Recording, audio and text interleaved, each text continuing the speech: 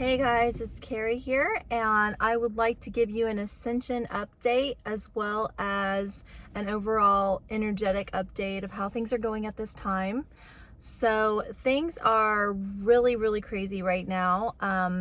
A lot of you have probably felt it. I've had some people reach out to me and say that they've had super bad anxiety in the last week and a half, and I have felt it myself. My dogs have felt it. We have very strong winds here today. And so everything is really just feels like it's like ramping up. And I want to explain a little bit of why that is. So on January 14th, we had a shift. We had Mercury went into retrograde.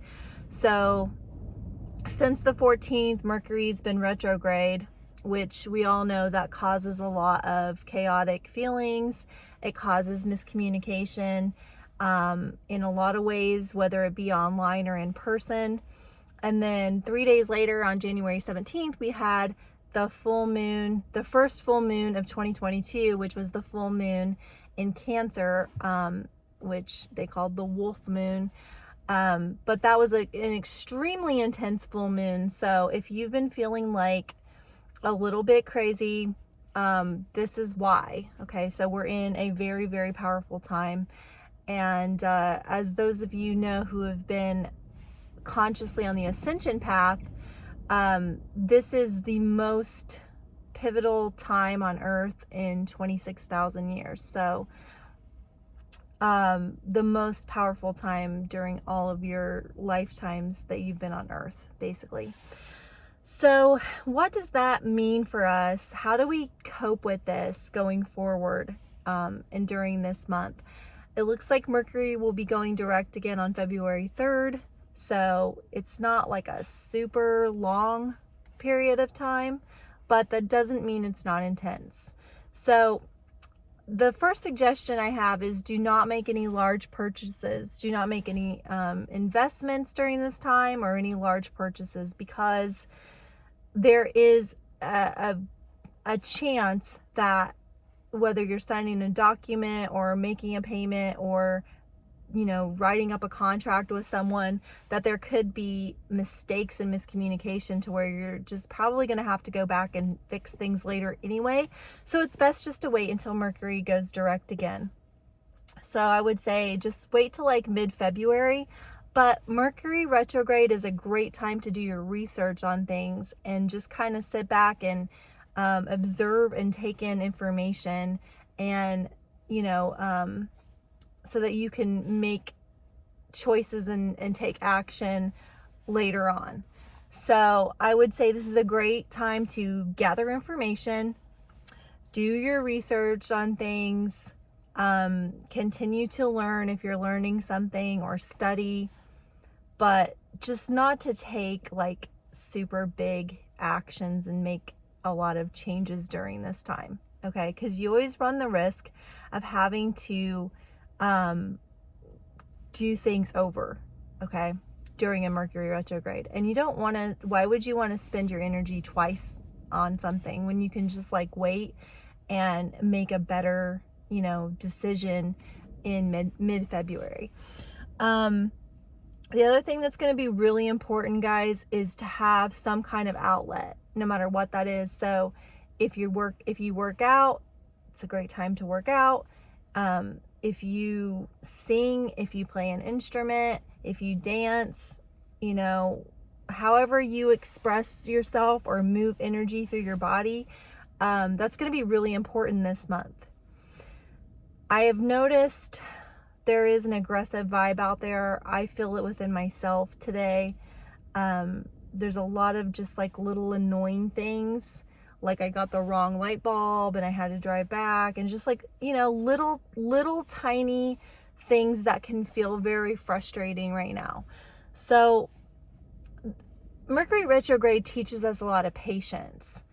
And if we just kind of like realize that we're probably not going to get maybe as much done as we would want to, but that after a retrograde and things start moving forward again, we're able to kind of compound our actions and get a lot done as long as we were, you know, still making little progress during the retrograde period. So it's not a time to do nothing. It's just a time to realize that you might have to do a little bit less. You might have to do things in a different way. You might need more rest.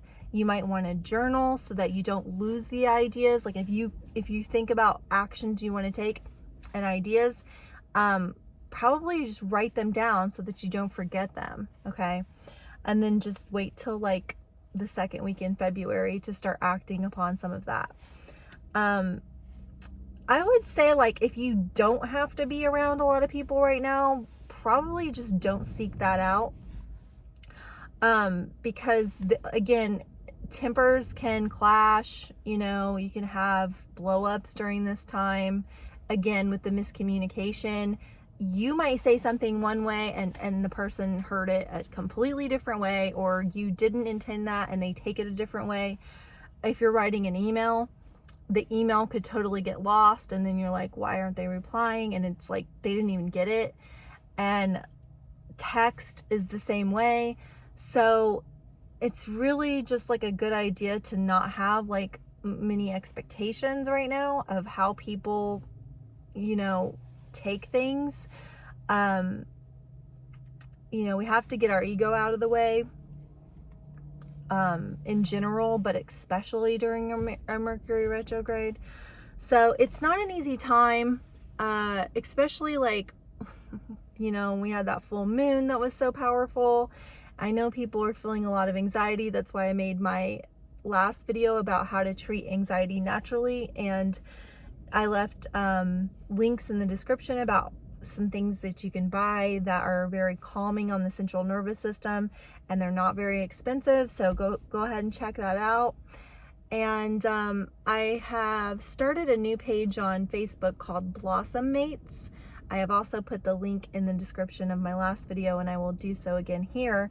I have felt the calling to kind of concentrate on women, to focus on them with some of my services, because I do feel like women, or the feminine energy, it doesn't necessarily have to be in a woman's body, but the feminine energy is the leading energy spiritually, and it's what compels the masculine to dig deeper, look deeper, reflect more, make changes. And I'm not talking about being in like a romantic relationship. I'm talking about just in general. So when the women are able to, you know, treat their anxiety and get themselves in a solid place, more stable place, emotionally and spiritually, then it will automatically motivate the masculine to do so as well. And one thing that I'm going to just touch on briefly here, but I'll be making a separate video about it later, is subconsciously a lot of the masculines are afraid to do their inner work. And so when they see the female going about her introspection or trying to clear space to meditate or to do the spiritual things, sometimes they subconsciously sabotage it or create problems or distractions for her, because they intuitively know that that means that they're going to have to step it up at some point. So be aware of that. If you're a woman, you have to have boundaries. I don't care if you're married or not. Like, you have to have a strong boundary when it comes to your mental health, your emotional health, and your spiritual well-being. You have to set those boundaries with him and take that time for yourself. And this really goes with anybody, so don't just take this as a male-female thing, but I'm saying in general, overall, it tends to be that way.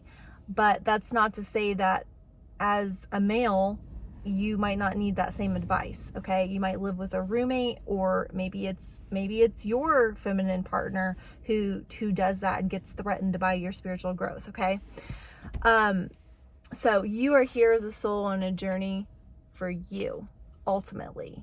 And yes, you're here, you have gifts to share with the world, and you're here to be of service to others, but ultimately, this is your journey.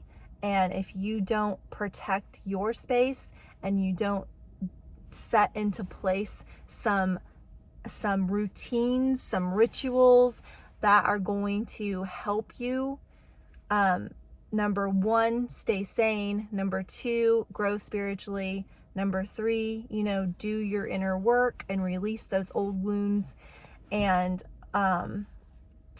lodged emotions that you have stored in your subconscious. If you don't make space for that and you don't honor that, then you're not going to be able to reach your highest potential, period. It doesn't matter what industry you're in or what service you're providing.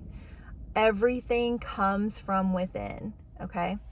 So that's all I'm going to say for now. Make sure you read the description. I will put Blossom Mates in there, and men are welcome to follow the page as well. It would probably behoove you, since we all have women in our lives, and maybe you could direct women to it, or you could just have more tools to help them when they're feeling overwhelmed. It's going to help you as well. So thank you so much for listening, guys, and I will see you in the next video. Bye.